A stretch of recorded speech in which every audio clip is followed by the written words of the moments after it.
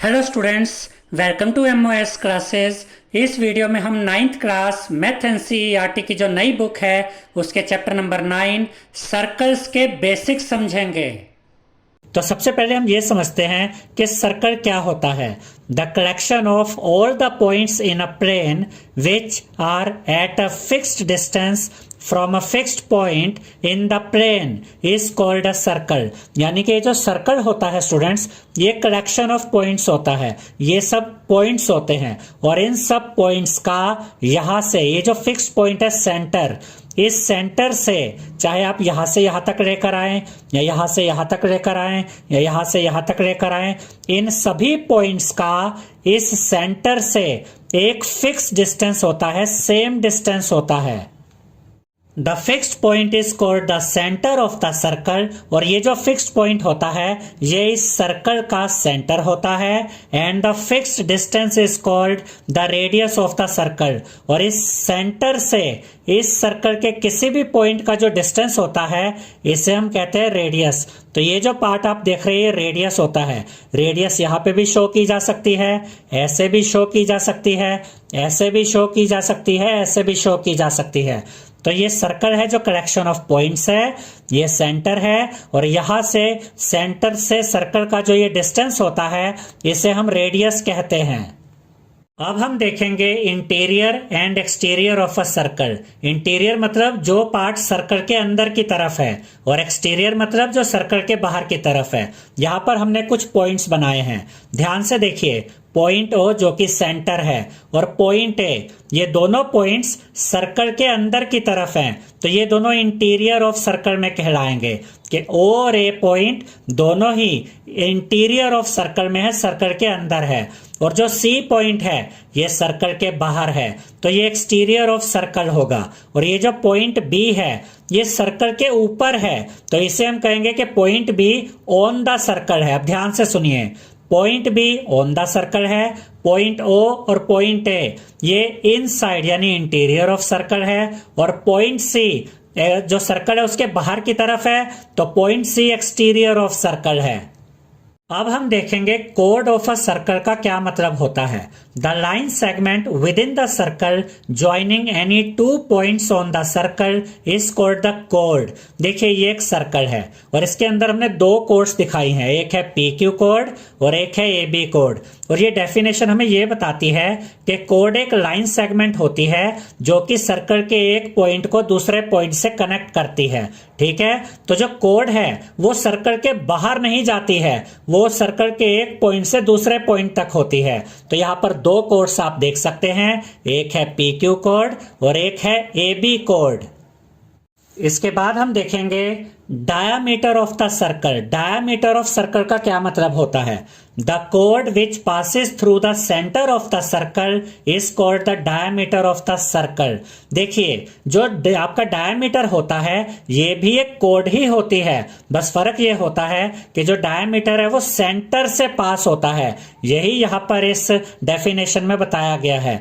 Code की तरह ये भी इस पॉइंट को इस पॉइंट से कनेक्ट कर रही है, सर्कल को बाहर तो नहीं जा रही ना, तो ये कोड ही है, लेकिन ये एक ऐसी कोड है जो कि सेंटर से पास हो रही है। तो ऐसी कोड को हम क्या कहते हैं, डायमीटर कहते हैं। उसके बाद यहां पर हमने लिखा है the diameter is 2 times the radius and it is the longest code. याद रखिएगा स्टूडेंट्स कि जो डायमीटर होता है सर्कल का ये रेडियस का डबल होता है, 2 टाइम्स होता है। रेडियस है सेंटर से यहां तक, तो अगर रेडियस मान लीजिए 5 सेंटीमीटर है तो डायमीटर उसका डबल यानी कि 10 सेंटीमीटर हो जाएगा। आप इसका उल्टा भी कह सकते हैं कि जो रेडियस होती है ये डायमीटर की हाफ होती है। अगर डायमीटर 20 सेंटीमीटर है तो रेडियस उसका हाफ यानी कि 10 सेंटीमीटर हो जाएगा। और जो डायमीटर होता है ये किसी भी सर्कल की सबसे बड़ी सबसे लंबी कोड होती है। डायमीटर किसी भी सर्कल की सबसे लंबी कोड होती है। अब हम देखेंगे आर्क ऑफ द सर्कल के बारे में, यानी आर्क ऑफ द सर्कल का क्या मतलब होता है। तो इसकी डेफिनेशन है a piece of a circle between 2 points is called an arc. अब यहां पर ध्यान से समझिए स्टूडेंट्स, ये 2 पॉइंट्स आपको नजर आ रहे होंगे। इन दोनों पॉइंट्स के बीच का ये जो पार्ट है इसे हम आर्क कहेंगे। यानी कि सर्कल के ऊपर जो दो पॉइंट्स होते हैं, इन दोनों पॉइंट्स के बीच का ये जो पार्ट है इसे आर्क ऑफ द सर्कल कहा जाता है। और यहां पर भी अगर आप ध्यान दें तो इन दोनों पॉइंट से दो तरह की आर्क बनती है। एक तो है यहां से यहां तक की ये आर्क, ये छोटी आर्क है, इसको कहते हैं माइनर आर्क। और एक है यहां से लेकर यहां तक, ठीक है, ये भी तो आर्क बन रही है, ये बड़ी आर्क है, इसे कहते हैं मेजर आर्क। ये है माइनर आर्क यानी कि छोटी आर्क, ये है मेजर आर्क यहां से यहां तक, इसे कहते हैं मेजर आर्क। देखिए यहां पर यही लिखा है, between the two pieces made by an arc the shortest one is called a minor arc and the longer one is called a major arc. यानी इन दो पॉइंट्स ने दो तरह की आर्क बनाई, ये है माइनर आर्क और ये है मेजर आर्क। अब हम देखेंगे कि सेक्टर ऑफ द सर्कल का क्या मतलब होता है। देखिए स्टूडेंट्स, ये एक सर्कल है, इसमें यहां पर हमने दो पॉइंट्स लिए ए एंड बी, इनके बीच का ये जो पार्ट है ये माइनर आर्क है और यहां से यहां तक जो पार्ट है ये मेजर आर्क है। अब ध्यान से देखिए कि यहां पर दो तरह की आर्क है, इतना जो पार्ट है ये माइनर आर्क है और ये जो पार्ट है ये मेजर आर्क है। तो यहां पर सेक्टर भी दो तरह के होंगे, एक होगा माइनर सेक्टर और एक होगा मेजर सेक्टर। तो पहले हम इस डेफिनेशन को रीड कर लेते हैं। The region between an arc and the two radii is called a sector. ध्यान से देखिए स्टूडेंट्स कि ये एक आर्क है यहां से यहां तक, ये सेंटर से देखिए एक रेडियस ये है और एक रेडियस ये है, रेडियस का प्लूरल होता है रेडियाई। देखिए ये दो रेडियाई और ये आर्क, इनके बीच का जो ये एरिया है इसे माइनर सेक्टर कहेंगे। अब इस बड़ी वाली आर्क को देखिए, मेजर आर्क को, अब यहां पर क्या होगा कि ये वाली रेडियस और इस बड़ी आर्क के बीच का ये वाला जो एरिया है, ये जो रीजन है, ये होगा मेजर सेक्टर। तो जो माइनर आर्क है ये सेंटर के साथ और दो रेडियस के साथ क्या बनाती है, माइनर सेक्टर, ये माइनर सेक्टर है।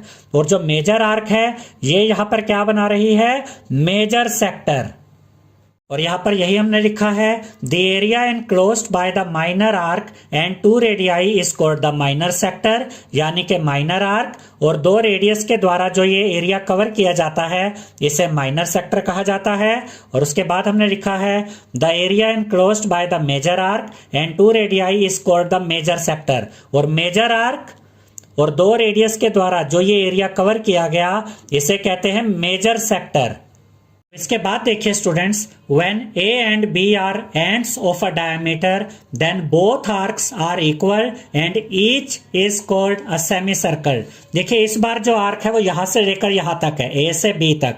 अगर आप ध्यान से देखें तो ये आर्क के जो दो पॉइंट्स हैं ये इस डायमीटर के एंड पॉइंट्स हैं। जब इस तरह की आर्क बनती है यहां से यहां तक तो इसे हम कहते हैं सेमी सर्कल, क्योंकि अगर आप इसको ज्वाइन कर देते हैं तो ये डायमीटर हो जाएगा और ये इस सर्कल को दो इक्वल पार्ट्स में डिवाइड कर देगा, आधा सर्कल यहां से यहां तक, आधा सर्कल यहां से यहां तक। तो जब इस तरह की आर्क बनती है जो डायमीटर के दो एंड पॉइंट्स को जोड़ देती है ऐसे इस तरह से, तो इसे हम कहते हैं सेमी सर्कल। अब हम पढ़ेंगे सेगमेंट ऑफ द सर्कल के बारे में। The region between a cord and either of its arcs is called a segment of the circle.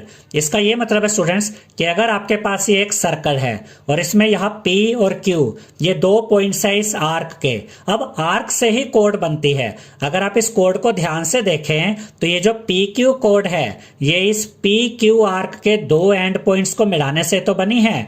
तो जब कोई कोड बनाया जाता है किसी सर्कल में तो ये जो कोड होती है ये इस सर्कल को दो सेगमेंट्स में, दो पार्ट्स में डिवाइड कर देती है। जो छोटा पार्ट होता है यानी कि कोड और माइनर आर्क के बीच वाला जो एरिया है इसे हम कहते हैं माइनर सेगमेंट, और कोड और मेजर आर्क के बीच का जो ये एरिया होता है इसे कहते हैं मेजर सेगमेंट। देखिए यहां पर ये लिखा है, the region bounded by the कोड and the major arc is called the major segment. यानी कि कोड और मेजर आर्क के बीच का जो ये एरिया है इसे मेजर सेगमेंट कहते हैं। The region bounded by the कोड and the minor arc is called the minor segment. और कोड और माइनर आर्क के बीच का जो ये रीजन, जो ये एरिया है इसे हम माइनर सेगमेंट कहते हैं। अब हम देखेंगे सरकमफ्रेंस ऑफ द सर्कल क्या होता है। Circumference is the perimeter of a circle, यानी कि सर्कल का जो ये पेरीमीटर है, सर्कल का जो ये लेंथ होती है, इसी को हम क्या कहते हैं, सरकमफ्रेंस। जैसे ट्रायंगल की जो बाउंड्रीज का सम है उसे हम पेरीमीटर कहते हैं। रेक्टेंगल की चारों साइड्स को ऐड कर दो तो पेरीमीटर मिलता है, यानी कि पॉलीगॉन्स में जिसको हम पेरीमीटर कहते हैं उसी को हम सर्कल में सरकमफ्रेंस कहते हैं, यानी कि सर्कल के पेरीमीटर को ही हम सरकमफ्रेंस ऑफ द सर्कल कहते हैं। अब हम देखेंगे angle subtended bye a code at a point, यानी कि किसी सर्कल में जो कोड होती है वो किस तरह के पॉइंट्स बना सकती है। देखिए, in a circle P Q is the कोड। इस सर्कल को ध्यान से देखिए, यहाँ पर पी क्यू ये कोड है और इस कोड ने 3 एंगल बनाए हैं स्टूडेंट्स। ध्यान से देखिएगा, पहले तो इसने बनाया एंगल पी आर क्यू, ये पॉइंट देख रहे हैं, ये एंगल है एंगल पी आर क्यू, और ये एंगल कहां पर बना, सर्कल के ऊपर बना, क्योंकि ये यहां पर बना है सर्कल के इस पॉइंट पे। उसके बाद इसी कोड ने बनाया एंगल पी ओ क्यू, ये एंगल कहां बना, सेंटर के ऊपर, ठीक है। फिर इसी कोड ने बनाया पी एस क्यू, ये वाला एंगल, और ये एंगल भी सर्कल के ऊपर बना। देखिए, ये एंगल भी इसी कोड ने बनाया है सर्कल के ऊपर, ये एंगल भी इसी कोड ने बनाया है सेंटर के ऊपर, ये एंगल भी इसी कोड ने बनाया है सर्कल के ऊपर। तो यहां पर हम लिखेंगे angle P R Q is the angle subtended by कोड P Q on the circle, यानी कि एंगल पी आर क्यू इस कोड पी क्यू ने बनाया है सर्कल के ऊपर। Angle P O Q is the angle subtended by कोड P Q at the centre, और ये P O Q angle centre पे बनाया है इसी कोड ने। और उसके बाद angle P S Q is the angle subtended by कोड P Q on the circle. ये जो एंगल पी एस क्यू है ये भी इसी कोड के द्वारा बनाया गया है सर्कल के ऊपर। तो इस कोड ने ये और ये एंगल तो सर्कल के ऊपर बनाए हैं और ये वाला एंगल सेंटर पे बनाया है। अब हम थ्योरम 10.1 को समझते हैं। थ्योरम 10.1 में हमसे कहा गया है equal codes of a circle subtend equal angles eight the centre, यानी कि हमें यह प्रूव करना है कि किसी सर्कल में अगर 2 कोड्स दे रखी हैं और वो दोनों ही कोड्स इक्वल हैं तो हमें ये शो करना है कि वो इक्वल कोड्स सेंटर पर इक्वल एंगल्स बनाती हैं। इसे हम एक बार दोबारा समझ लेते हैं। हमसे ये कहा गया है कि अगर किसी सर्कल में 2 कोड्स हैं और वो दोनों कोड्स इक्वल हैं तो वो इक्वल कोड्स सर्कल के सेंटर पर इक्वल एंगल्स बनाएंगी, ये हमें शो करना है। तो सबसे पहले हम लिखेंगे गिवन, यानी कि हमें क्या दिया गया है, 2 equal chords A B and C D of a circle with centre O, यानी कि एक सर्कल है जिसका सेंटर ओ है, इसमें 2 इक्वल कोड्स हैं ए बी और सी डी। ध्यान से देखिए स्टूडेंट्स, ए बी और सी डी ये दोनों इक्वल कोड्स हैं और हमें प्रूव क्या करना है, to prove angle A O B is equal to angle C O D. ध्यान से देखिए, इस कोड ए बी ने सेंटर पर कौन सा एंगल बनाया, एंगल ए ओ बी, ये वाला एंगल, और इस कोड सी डी ने सेंटर के साथ कौन सा एंगल बनाया, एंगल सी ओ डी। अब हमें ये शो करना है कि इन दोनों कोड्स ने सेंटर पर जो ये एंगल बनाए, एंगल ए ओ बी ये वाला एंगल और एंगल सी ओ डी ये वाला एंगल, हमें शो करना है कि ये दोनों एंगल्स आपस में इक्वल हैं। तो ये प्रूव करना बहुत ही आसान है स्टूडेंट्स। अगर हम इन दोनों ट्रायंगल्स को कॉन्ग्रुएंट प्रूव कर देते हैं तो ये वाला एंगल और ये वाला एंगल इक्वल आ जाएंगे बाय सीपीसीटी, और ये प्रूव हो जाएगा कि इन दोनों इक्वल कोड्स ने सेंटर पर जो एंगल बनाए वो एंगल्स आपस में इक्वल हैं। तो अब हम इन दोनों ट्रायंगल्स को कॉन्ग्रुएंट प्रूव करेंगे। तो प्रूफ में हम लिखेंगे in triangle A O B and triangle C O D. तो हमने लिया ट्रायंगल ए ओ बी ये वाला ट्रायंगल और ट्रायंगल सी ओ डी ये वाला ट्रायंगल। यहाँ पर हम लिखेंगे ओ ए इज इक्वल टू ओ सी, और इसका रीजन हम लिखेंगे radii of the same circle. देखिए, ओ ए और OC आपस में इक्वल होंगे क्योंकि ये दोनों ही इसी सर्कल की रेडियस हैं, और किसी भी सर्कल की जो रेडियस होती हैं वो आपस में इक्वल होती हैं। तो OA इक्वल है OC के। उसके बाद हम लिखेंगे O B is equal to O D, और इसका रीजन हम लिखेंगे radii of the same circle. देखिए ओ बी भी रेडियस है और ओ डी भी रेडियस है। जैसे ओ ए और ओ सी दोनों रेडियस है और आपस में इक्वल हैं, वैसे ही ओ बी और ओ डी ये भी दोनों रेडियस हैं और आपस में इक्वल होंगी, क्योंकि एक सर्कल की जितनी भी रेडियस होती हैं वो आपस में इक्वल होती हैं। तो इन दोनों ट्रायंगल्स में ये साइड इसके इक्वल आ गई और ये साइड इसके इक्वल आ गई। ओ ए इक्वल है ओ सी के, ओ बी इक्वल है ओ डी के। उसके बाद हम लिखेंगे A B is equal to C D. ये ए बी और ये सी डी इक्वल है क्योंकि ये हमें दिया गया है, तो इसका रीजन हम लिखेंगे गिवन, क्योंकि ये कोड ए बी और ये कोड सी डी इक्वल है, ये क्वेश्चन में गिवन है। हम बहुत आसानी से अब देख सकते हैं कि साइड क्राइटेरिया से ये दोनों ट्रायंगल्स कॉन्ग्रुएंट प्रूव हो गए हैं। तो यहाँ पर हम लिखेंगे triangle A O B is congruent to triangle C O D by S S S rule, यानी कि बाय साइड रूल। और अगर ये दोनों ट्रायंगल्स कॉन्ग्रुएंट है तो इसका एंगल AOB और इस ट्रायंगल का एंगल COD, ये दोनों एंगल्स आपस में इक्वल आएंगे बाय CPCT। यानी कि ये दोनों ट्रायंगल्स अगर कॉन्ग्रुएंट प्रूव हो गए हैं तो एंगल AOB ये वाला एंगल और एंगल COD ये वाला एंगल, ये दोनों एंगल्स आपस में इक्वल आ जाएंगे बाय CPCT। और इस थ्योरम में हमें यही प्रूव करना था कि इन दोनों इक्वल कोर्स ने सेंटर पर जो एंगल बनाए हैं, यानी कि एंगल AOB और एंगल COD, ये हमें इक्वल दिखाने थे, जो यहां पर हमने दिखा दिया है। अब हम थ्योरम 10.2 को समझते हैं। थ्योरम 10.2 में हमसे कहा गया है if the angles subtended by the chords of a circle at the centre are equal then the chords are equal. यानी कि हमें यह शो करना है स्टूडेंट्स कि अगर एक सर्कल है और इस सर्कल में ये दो कोर्ड्स हैं, एक है AB कोड और एक है CD कोड, और हमसे ये कहा गया है कि ये दोनों कोड्स जो सेंटर पर एंगल बना रही है, देखिए इस कोड ने कौन सा एंगल बनाया, ये वाला एंगल, यानी कि एंगल AOB ये वाला एंगल, और इस कोड ने सेंटर पे कौन सा एंगल बनाया, ये वाला एंगल, यानी कि एंगल COD।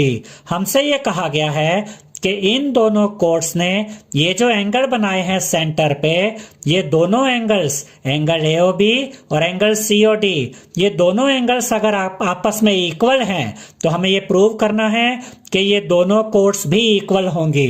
ये दोनों एंगल्स हमें इक्वल दिए गए हैं और इन दोनों कोड्स को हमें इक्वल प्रूव करना है, यानी हमें AB और CD को इक्वल दिखाना है।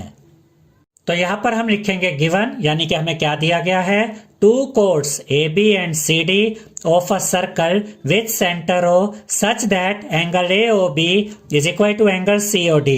यानी कि इस सर्कल में दो कोड्स हैं, कोड AB और कोड CD, दोनों ने सेंटर पर ये एंगल बनाए। इस कोड ने बनाया एंगल AOB और इस कोड ने बनाया एंगल COD, और हमसे कहा गया है कि एंगल AOB और एंगल COD आपस में इक्वल हैं। उसके बाद हम लिखेंगे टू प्रूव, यानी कि हमें प्रूव क्या करना है, हमें प्रूव करना है AB is equal to CD। हमें ये कोड AB और ये कोड CD दोनों को इक्वल शो करना है। याद रखिएगा स्टूडेंट्स, अगर हम इन दोनों ट्रायंगल्स को कॉन्ग्रुएंट शो कर देते हैं तो इससे ये प्रूव हो जाएगा कि AB और CD आपस में इक्वल हैं बाय CPCT, क्योंकि जब दो ट्रायंगल्स कॉन्ग्रुएंट होते हैं तो उनकी कॉरस्पॉन्डिंग साइड्स आपस में इक्वल होती हैं। तो अब हम इन दोनों ट्रायंगल्स को कॉन्ग्रुएंट प्रूव करेंगे। तो यहां पर हम लिखेंगे proof in triangle AOB and triangle COD। तो एक तो हमने लिया ट्रायंगल AOB और एक हमने लिया ट्रायंगल COD। यहां पर हम लिखेंगे OA is equal to OC, और इसका रीजन हम लिखेंगे radii of the same circle, यानी कि OA और OC ये दोनों आपस में इक्वल होंगे क्योंकि ये सेम सर्कल की रेडियस है, और एक ही सर्कल की जितनी भी रेडियस होती हैं वो आपस में इक्वल होती है। तो OA इक्वल आ गया OC के। उसके बाद हम लिखेंगे angle AOB is equal to angle COD, और इसका रीजन हम लिखेंगे गिवन, यानी कि एंगल AOB ये वाला एंगल और एंगल COD ये वाला एंगल, ये दोनों एंगल्स आपस में इक्वल हैं। ये हमें क्वेश्चन में गिवन है, दिया गया है। उसके बाद हम लिखेंगे OB is equal to OD, और इसका रीजन हम लिखेंगे radii of the same circle. देखिए स्टूडेंट्स, OB भी रेडियस है इस सर्कल की और OD भी इसी सर्कल की रेडियस है, तो OB और OD भी आपस में इक्वल होंगे। देखिए students, side angle side criteria से ये दोनों ट्रायंगल्स आपस में कॉन्ग्रुएंट प्रूव हो गए हैं। देखिए इस ट्रायंगल से समझते हैं, ये वाली साइड यूज हुई, ये वाली साइड यूज हुई और ये इंक्लूडेड एंगल भी यूज हुआ। साइड एंगल साइड से ये दोनों ट्रायंगल्स कॉन्ग्रुएंट प्रूव हो गए हैं। तो यहां पर हम लिखेंगे triangle AOB is congruent to triangle COD by SAS rule, यानी कि by side angle side rule. अब अगर ये दोनों ट्रायंगल्स कॉन्ग्रुएंट है तो इस ट्रायंगल की AB साइड और इस ट्रायंगल की CD साइड आपस में इक्वल होंगी बाय CPCT। तो यहां पर हम लिखेंगे इस ट्रायंगल की AB साइड और इस ट्रायंगल की CD साइड आपस में इक्वल है। AB is equal to CD by CPCT।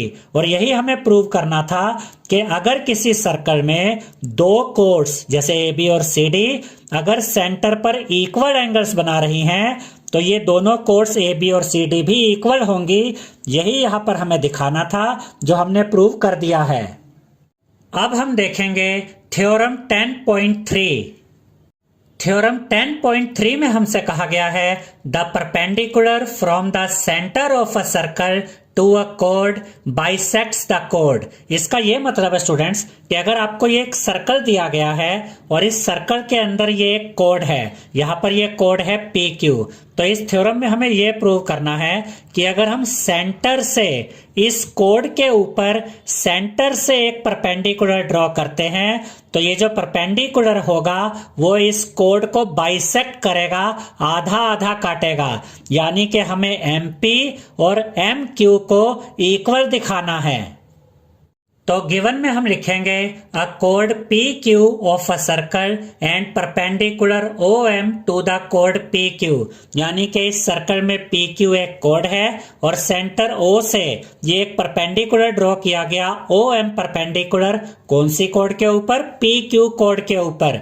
ये यहाँ पर गिवन में हमने लिख दिया है कि क्वेश्चन में हमें ऐसा दिया गया है। उसके बाद हम लिखेंगे टू प्रूव, यानी कि हमें प्रूव क्या करना है? MP is equal to MQ, यानी कि हमें ये शो करना है कि MP और MQ इक्वल है। अगर हम MP और MQ को इक्वल प्रूव कर देते हैं तो इसका ये मतलब होगा कि इस परपेंडिकुलर OM ने कोड PQ को बाइसेक्ट कर दिया है, आधा आधा काट दिया है। तो हमें MP और MQ को इक्वल शो करना है। उसके बाद यहां पर हम लिखेंगे construction join OP and OQ, यानी हम सेंटर O को P के साथ भी ज्वाइन करेंगे और O को हम Q के साथ भी ज्वाइन करेंगे। अब देखिए स्टूडेंट्स, यहां पर हमने O को P के साथ भी ज्वाइन कर दिया और O को Q के साथ भी ज्वाइन कर दिया। अब ध्यान से समझिएगा, हमें MP को इक्वल दिखाना है MQ के। तो अगर हम इस ट्रायंगल को यानी कि ट्रायंगल PMO को और इस ट्रायंगल को यानी कि ट्रायंगल QMO को अगर हम इन दोनों ट्रायंगल्स को कॉन्ग्रुएंट प्रूव कर देते हैं तो MP और MQ ये दोनों आपस में इक्वल आ जाएंगे बाय CPCT। तो सबसे पहले अब हम इन दोनों ट्रायंगल्स को कॉन्ग्रुएंट प्रूव करेंगे। तो यहाँ प्रूफ में हम लिखेंगे in triangle PMO and triangle QMO। Triangle PMO ये लेफ्ट वाला ट्रायंगल, ट्रायंगल QMO ये राइट वाला triangle. OP is equal to OQ और इसका रीजन हम लिखेंगे radii of the same circle. देखिए OP और OQ ये आपस में इक्वल होंगे क्योंकि ये दोनों ही इसी सेम सर्कल की रेडियस है और किसी भी सर्कल की जो रेडियस होती है वो आपस में इक्वल होती है। तो OP इक्वल आ गया OQ के। उसके बाद हम लिखेंगे OM is equal to OM और इसका रीजन हम लिखेंगे कॉमन, क्योंकि जो OM है ये इस ट्रायंगल PMO की भी साइड है और ये OM इस ट्रायंगल QMO की भी साइड है। तो OM दोनों ट्रायंगल्स में कॉमन है तो OM इक्वल होगा OM के। उसके बाद हम लिखेंगे angle OMP is equal to angle OMQ और इसका रीजन हम लिखेंगे ईच ऑफ 90 डिग्री। देखिए स्टूडेंट्स, ये जो OM है ये परपेंडिकुलर है तो ये इस साइड में भी 90 डिग्री का एंगल बनाएगा और इस साइड में भी 90 डिग्री का एंगल बनाएगा। तो एंगल OMP ये वाला एंगल और एंगल OMQ ये वाला एंगल ये दोनों आपस में इक्वल हैं क्योंकि ये दोनों ही एंगल्स 90 डिग्री के हैं। तो अब यहाँ पर हम देख सकते हैं कि ये दोनों ट्रायंगल्स RHS क्राइटेरिया के द्वारा यानी कि राइट एंगल, हाइपोटेन्यूज और साइड के द्वारा कॉन्ग्रुएंट प्रूव हो गए हैं। तो यहाँ पर हम लिखेंगे triangle PMO is congruent to triangle QMO by RHS rule. अब ये RHS रूल कैसे लगा इसको चेक करते हैं। जरा इस ट्रायंगल में देखिए, ये राइट एंगल यूज हुआ और उसके सामने वाली हाइपोटेन्यूज। राइट एंगल के सामने वाली साइड कौन सी होती है? हाइपोटेन्यूज। देखिए स्टूडेंट्स, याद रखिएगा कि जो राइट एंगल ट्रायंगल होता है उसमें राइट एंगल के सामने वाली साइड हाइपोटेन्यूज होती है। तो इस ट्रायंगल में ये राइट एंगल यूज हुआ, ये हाइपोटेन्यूज यूज हुआ और ये एक साइड यूज हुई। तो RHS यानी कि राइट एंगल, हाइपोटेन्यूज और ये वाली साइड RHS क्राइटेरिया के द्वारा ये दोनों ट्रायंगल्स आपस में कॉन्ग्रुएंट प्रूव हो गए। अब अगर ये दोनों ट्रायंगल्स आपस में कॉन्ग्रुएंट है तो इस ट्रायंगल की MP साइड और इस ट्रायंगल की MQ साइड, देखिए इस ट्रायंगल की MP साइड और इस ट्रायंगल की MQ साइड ये आपस में इक्वल हो जाएंगे बाय CPCT। यहाँ पर हमने ये प्रूव कर दिया है कि अगर किसी सर्कल में एक कोड होती है और सेंटर से उस कोड पर अगर परपेंडिकुलर ड्रॉ किया जाए तो ये जो परपेंडिकुलर होता है वो इस कोड को बाइसेक्ट कर देता है, आधा आधा काट देता है। वो यहाँ पर हमने शो कर दिया है। अब हम देखेंगे थ्योरम 10.4। थ्योरम 10.4 में हमसे कहा गया है the line drawn through the centre of a circle to bisect a code is perpendicular to the code. इसका ये मतलब है स्टूडेंट्स कि अगर हमारे पास ये एक सर्कल है और इस सर्कल में ये एक कोड है PQ और हमसे ये कहा गया है कि अगर इस सेंटर से एक लाइन ड्रॉ की जाए इस कोड के ऊपर तो ये लाइन कौन सी है? OM। और हमसे ये कहा गया कि अगर ये OM लाइन इस कोड के ऊपर आती है और इसको बाइसेक्ट करती है तो हमें ये प्रूव करना है कि ये जो OM है, ये जो लाइन है, हमें प्रूव करना है ये एक परपेंडिकुलर है। तो यहाँ गिवन में हम लिखेंगे अ कोड PQ of a circle with mid point M। देखिए स्टूडेंट्स, ये एक कोड है PQ और हमसे ये कहा गया है कि ये जो सेंटर से OM लाइन आई इसने बाइसेक्ट कर दिया PQ को, यानी कि M मिड पॉइंट होगा PQ के। इसे हम ऐसे भी कह सकते हैं कि ये वाली साइड यानी कि PM और ये वाली साइड MQ ये दोनों साइड्स आपस में इक्वल होंगी क्योंकि M मिड पॉइंट है PQ का। और उसके बाद हम लिखेंगे to prove OM is perpendicular to PQ, यानी कि हमें ये प्रूव करना है कि OM परपेंडिकुलर है PQ के ऊपर, यानी कि हमें ये जो एंगल है ये एंगल 90 डिग्री का शो करना है। हम इसे एंगल OMP भी कह सकते हैं जो हमें 90 डिग्री का शो करना है, या फिर इसे हम एंगल OMQ कह सकते हैं जिसे हमें 90 डिग्री का शो करना है। तो हम इन दोनों ही एंगल्स को 90 डिग्री का शो कर देंगे जिससे ये प्रूव हो जाएगा कि OM परपेंडिकुलर है PQ के ऊपर। उसके बाद हम लिखेंगे construction join OP and OQ। अब हम OP और OQ को ज्वाइन कर देंगे।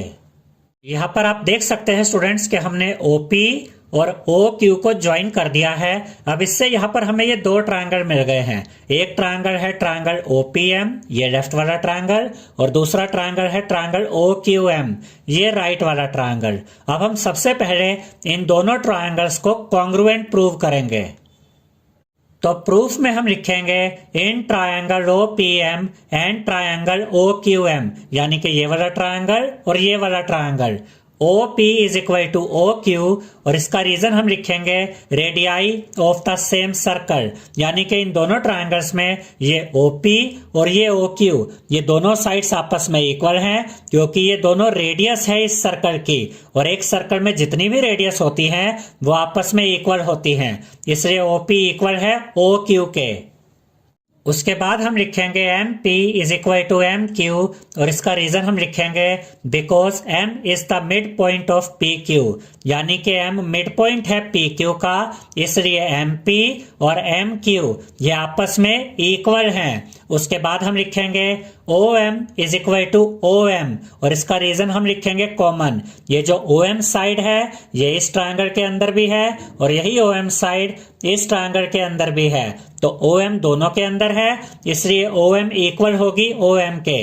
अब यहाँ पर आप देख सकते हैं कि साइड क्राइटेरिया से ये दोनों ट्रायंगल्स कॉन्ग्रुएंट प्रूव हो गए हैं। तो यहाँ पर हम लिखेंगे triangle OPM is congruent to triangle OQM by SSS rule, यानी कि बाय साइड रूल।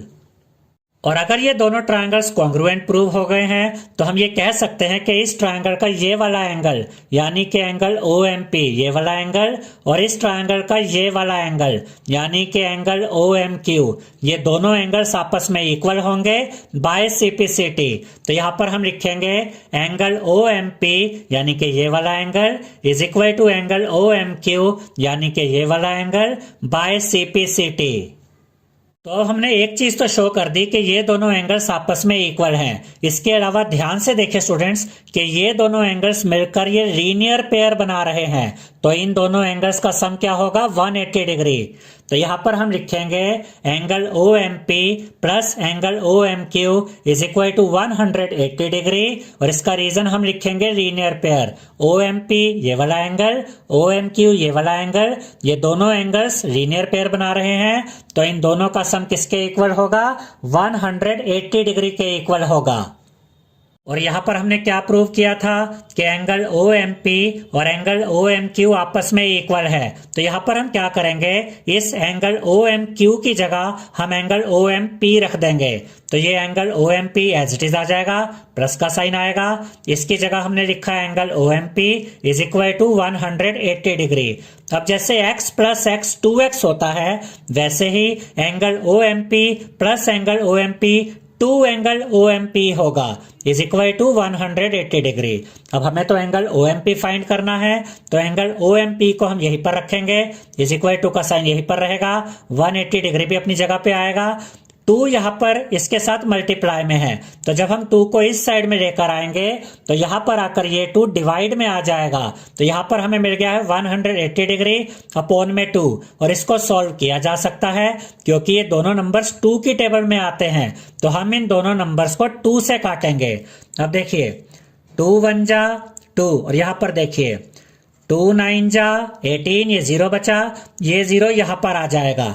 तो एंगल OMP हमें कितना मिल गया है? 90 डिग्री। यहाँ पर हम लिखेंगे angle OMP is equal to 90 degree, और एंगल OMP और एंगल OMQ ये दोनों इक्वल है जो हमने प्रूव किया था।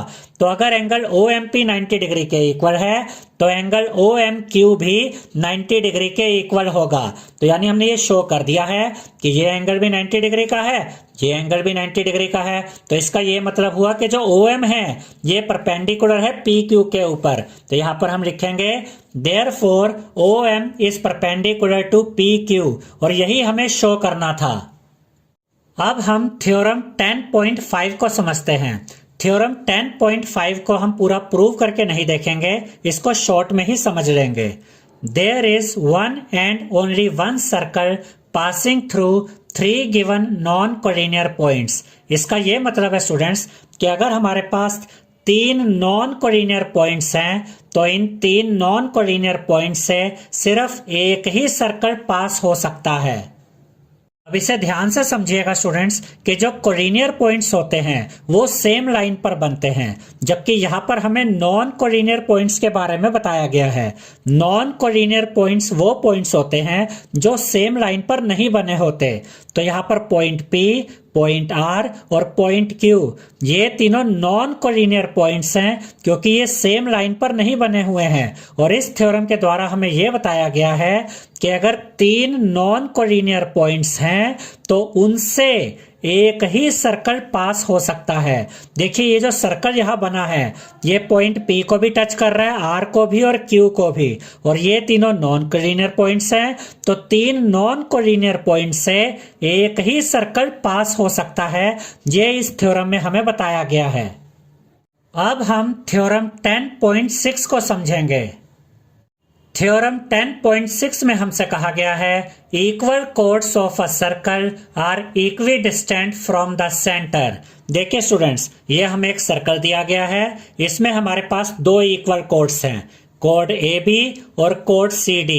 ये दोनों इक्वल कोर्ड्स हैं और हमें ये प्रूव करना है कि इन दोनों इक्वल कोड्स का जो डिस्टेंस है सेंटर से, यानी कि ON एक डिस्टेंस तो ये हुआ और OM दूसरा डिस्टेंस ये हुआ, हमें ये प्रूव करना है ये दोनों डिस्टेंस आपस में सेम है, यानी कि ये दोनों कोड्स सेंटर से सेम डिस्टेंस पर है, ये हमें प्रूव करना है। यानी कि हमें OM और ON को इक्वल दिखाना है। यहां पर यह भी याद रखिएगा स्टूडेंट्स कि OM परपेंडिकुलर होगा AB के ऊपर, यानी कि 90 डिग्री का एंगल होगा, और ON परपेंडिकुलर होगा CD के ऊपर, यानी कि ये भी 90 डिग्री का एंगल होगा। तो यहाँ गिवन में हम लिखेंगे AB is equal to CD, यानी कि ये दोनों कोड्स AB और CD ये दोनों कोड्स आपस में इक्वल है, ये हमें दिया गया है। टू प्रूव, यानी कि हमें प्रूव क्या करना है, OM is equal to ON, यानी कि हमें OM और ON को इक्वल दिखाना है। उसके बाद हम लिखेंगे construction join OB and OD। अब हम OB और OD को ज्वाइन कर देंगे। यहाँ पर आप देख सकते हैं स्टूडेंट्स कि हमने OB और OD को ज्वाइन कर दिया है। अब इससे हमें दो ट्रायंगल्स मिले, एक तो ये ट्रायंगल है ट्रायंगल OMB, ये लेफ्ट वाला ट्रायंगल, और एक ये ट्रायंगल है ट्रायंगल OND, ये राइट वाला ट्रायंगल। अब अगर हमें OM और ON को इक्वल दिखाना है, यानी कि हमें ये शो करना है कि AB और CD का जो डिस्टेंस है सेंटर से वो सेम है, तो OM और ON को इक्वल दिखाने के लिए हमें इन दोनों ट्रायंगल्स को कॉन्ग्रुएंट प्रूव करना होगा। जैसे ही हम इन दोनों ट्रायंगल्स को कॉन्ग्रुएंट प्रूव कर देंगे, OM इक्वल आ जाएगा ON के बाय CP/CD, और ये प्रूव हो जाएगा कि एक सर्कल में जो दो इक्वल कोड्स होती हैं ये सेंटर से सेम डिस्टेंस पर होती हैं। तो यहां पर हम लिखेंगे proof in triangle OMB and triangle OND, ये वाला ट्रायंगल OMB और ये वाला ट्रायंगल OND। इसमें हम लिखेंगे OB is equal to OD, और इसका रीजन हम लिखेंगे radii of the same circle. देखिए स्टूडेंट्स, OB भी रेडियस है और OD भी रेडियस है, और एक सर्कल में जितनी भी रेडियस होती हैं वो आपस में इक्वल होती हैं, इसलिए OB इक्वल है OD के।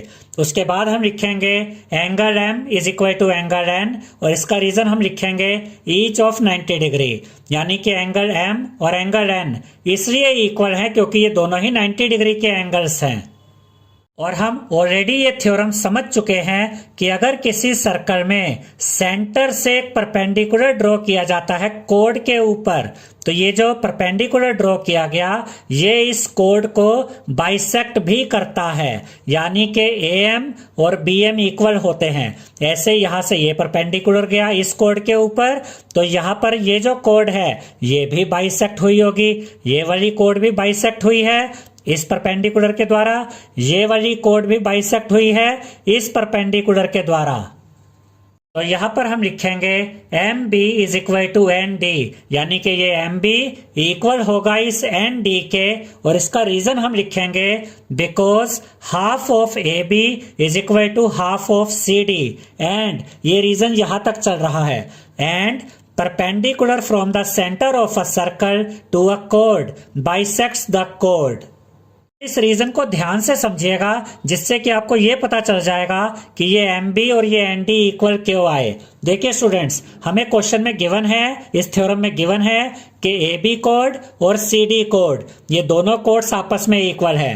तो अगर ये दोनों कोड्स आपस में इक्वल हैं तो इनके हाफ भी इक्वल होंगे। तो यहाँ पर हमने लिखा कि हाफ ऑफ AB इक्वल है हाफ ऑफ CD का। अब AB का हाफ क्या होगा, AB का हाफ हमने लिया MB, क्यों? क्योंकि ये जो परपेंडिकुलर है OM इसने इस AB कोड को बाइसेक्ट किया है, तो ये पार्ट और ये पार्ट इक्वल है, तो हमने ये वाला पार्ट यूज किया, यानी AB का हाफ हमने क्या लिया, MB। तो देखिए यहाँ पर हमने यही लिखा है कि perpendicular from the centre of a circle to a code bisects the code. तो इस परपेंडिकुलर ने AB को बाइसेक्ट किया, तो AB का हाफ है MB, वो यहाँ पर हमने लिखा।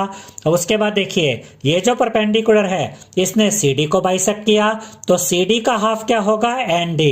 तो अगर AB और CD इक्वल है तो इनके हाफ यानी कि MB और ND भी आपस में इक्वल होंगे। अब यहाँ पर RHS क्राइटेरिया के द्वारा ये दोनों ट्रायंगल्स आपस में कॉन्ग्रुएंट प्रूव हो जाएंगे। अब ये RHS क्राइटेरिया कैसे लगा, इसको हम इस ट्रायंगल के द्वारा समझते हैं। इस ट्रायंगल में से एक तो ये राइट एंगल यूज हुआ 90 डिग्री का एंगल, इसके अपोजिट साइड कौन सी है, हाइपोटेन्यूज, ये भी यूज हुई और ये वाली साइड यूज हुई। तो कौन सा क्राइटेरिया लगा, R यानी राइट एंगल, H यानी हाइपोटेन्यूज और ये वाली साइड यानी के S, RHS से ये दोनों ट्रायंगल्स कॉन्ग्रुएंट प्रूव हो गए हैं। तो यहां पर हम लिखेंगे triangle OMB is congruent to triangle OND by RHS rule, यानी कि by right angle hypotenuse side rule. और अगर ये दोनों ट्रायंगल्स कॉन्ग्रुएंट प्रूव हो गए हैं तो इस ट्रायंगल की ये वाली साइड यानी कि OM साइड और इस ट्रायंगल की ये वाली साइड यानी कि ON साइड ये आपस में इक्वल आ जाएंगी बाय CPCT। तो यहां पर हम लिखेंगे OM is equal to ON by CPCT। और अगर OM और ON आपस में इक्वल हैं तो इसका ये मतलब हुआ कि ये जो इक्वल कोर्स थी इनका जो डिस्टेंस है सेंटर से वो भी इक्वल है, सेम है। तो यहां पर हमने क्या प्रूव कर दिया कि OM इक्वल है ON के, और यही हमें प्रूव करके दिखाना था। अब हम थ्योरम 10.7 को समझेंगे। थ्योरम 10.7 में हमसे कहा गया है chords equidistant from the center of a circle are equal in length, यानी कि हमें यह प्रूव करना है कि अगर किसी सर्कल में दो कोड्स हैं जैसे कि ये AB कोड और ये CD कोड, और अगर इन दोनों कोड्स का सेंटर से सेम डिस्टेंस है यानी कि ये दोनों कोड्स सेंटर से इक्वी डिस्टेंट पर है, यानी कि अगर OM और ON इक्वल है तो हमें ये प्रूव करना है कि ये दोनों कोड्स यानी AB और CD आपस में इक्वल होंगी। इसे एक बार फिर समझ लेते हैं कि किसी सर्कल में अगर दो कोड्स हैं और हमें यह दिया गया है कि ये दोनों कोड्स सेंटर से इक्वल डिस्टेंस पर है, सेम डिस्टेंस पर है, तो हमें यह प्रूव करना है कि ये दोनों कोड्स आपस में इक्वल होंगी। तो यहां गिवन में हम लिखेंगे OM is equal to ON, यानी कि ये OM और ON इक्वल है। इसे हम ऐसे भी कह सकते हैं कि जितना डिस्टेंस इस कोड का यहां से है यानी OM, उतना ही डिस्टेंस इस कोड का यहां सेंटर से है यानी कि ON। उसके बाद हम लिखेंगे to prove AB is equal to CD। हमें यह प्रूव करना है कि ये वाली कोड AB और ये वाली कोड CD आपस में इक्वल है। उसके बाद हम लिखेंगे construction join OB and OD। अब हम OB को ज्वाइन करेंगे और OD को ज्वाइन करेंगे। यहाँ पर आप देख सकते हैं स्टूडेंट्स, हमने OB को ज्वाइन कर दिया और OD को ज्वाइन कर दिया। अब यहाँ पर हमें ये दो ट्रायंगल्स मिले हैं, ट्रायंगल OBM ये वाला ट्रायंगल और ट्रायंगल ODN ये वाला ट्रायंगल। अब हम इन दोनों ट्रायंगल्स को पहले कॉन्ग्रुएंट प्रूव करेंगे। तो यहाँ पर हम प्रूफ में लिखेंगे in triangle OBM and triangle ODN, यानी कि ये वाला ट्रायंगल OBM और ये वाला ट्रायंगल ODN। ठीक है, इसमें हम लिखेंगे angle M is equal to angle N each of 90 degree, यानी कि ये एंगल M और ये एंगल N दोनों इक्वल हैं क्योंकि ये दोनों 90 डिग्री के हैं। याद रखिएगा स्टूडेंट्स, ये जो OM है ये परपेंडिकुलर होगा AB कोड के ऊपर, इसलिए ये एंगल 90 डिग्री का हुआ, और ये जो ON है ये परपेंडिकुलर होगा इस कोड CD के ऊपर, इसलिए ये वाला जो एंगल N है ये भी 90 डिग्री का हुआ। तो ये दोनों एंगल्स आपस में इक्वल आ गए।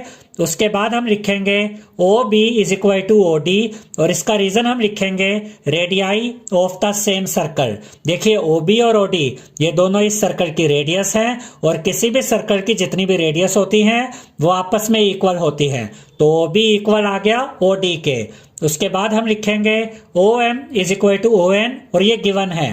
तो यहाँ पर हमने क्या देखा कि ये जो OM है और ये जो ON है ये आपस में इक्वल हैं क्योंकि ये दोनों कोड्स सेंटर से इक्वी डिस्टेंट है, सेम डिस्टेंस पर है। तो OM इक्वल आ गया ON के। यहाँ पर हम देख सकते हैं कि RHS क्राइटेरिया लगा है। देखिए इस ट्रायंगल को ध्यान से देखिएगा, इसमें ये राइट एंगल यूज हुआ, उसके बाद ये इसके सामने वाली अपोजिट साइड यानी कि हाइपोटेन्यूज यूज हुई, और ये वाली साइड यूज हुई यानी कि RH यानी कि हाइपोटेन्यूज, और ये S साइड RHS से ये दोनों ट्रायंगल्स कॉन्ग्रुएंट प्रूव हो जाएंगे। तो यहाँ पर हम लिखेंगे triangle OBM is congruent to triangle ODN by RHS rule. और अगर ये दोनों ट्रायंगल्स कॉन्ग्रुएंट है तो इस ट्रायंगल की एम बी साइड और इस ट्रायंगल की एन डी साइड ये आपस में इक्वल होंगी बाय सीपीसीटी। तो यहां पर हम लिखेंगे M B is equal to N D by C P C T. अब अगर एम बी इक्वल है एन डी के तो इनके डबल भी इक्वल होंगे। याद रखिएगा स्टूडेंट्स, अगर दो साइड्स इक्वल होती हैं तो उनके डबल भी आपस में इक्वल होते हैं। तो एम बी का जो डबल होगा यानी 2 टाइम्स ऑफ एम बी वो इक्वल होगा 2 टाइम्स ऑफ एन डी, यानी कि double of M B equal होगा डबल ऑफ एन डी के। उसके बाद हम लिखेंगे since the perpendicular drawn from the centre of a circle to a code bisects the code, therefore double of MB is equal to AB and double of ND is equal to CD। अब इस चीज को जो यहां पर हमने ये लिखा है इसको हम फिगर के द्वारा समझते हैं। याद रखिएगा स्टूडेंट्स, हम ऑलरेडी ये थ्योरम पढ़ चुके हैं, प्रूव कर चुके हैं कि अगर एक सर्कल है और उसमें ये कोड है और अगर सेंटर से उस कोड के ऊपर एक परपेंडिकुलर ड्रॉ किया जाए तो ये जो परपेंडिकुलर होता है ये इस कोड को बाइसेक्ट करता है, आधा आधा काटता है।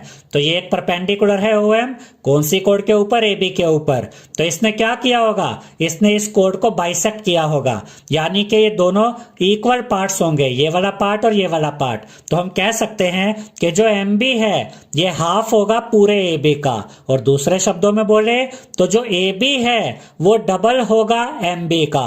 बिल्कुल ऐसे यहां पर हुआ, ये भी एक परपेंडिकुलर है तो इस परपेंडिकुलर ON ने CD कोड को बाइसेक्ट किया होगा। तो यानी इसका ये मतलब हुआ कि जो ND है ये हाफ होगा CD का, और दूसरे शब्दों में बोले तो जो CD है ये डबल होगा ND का।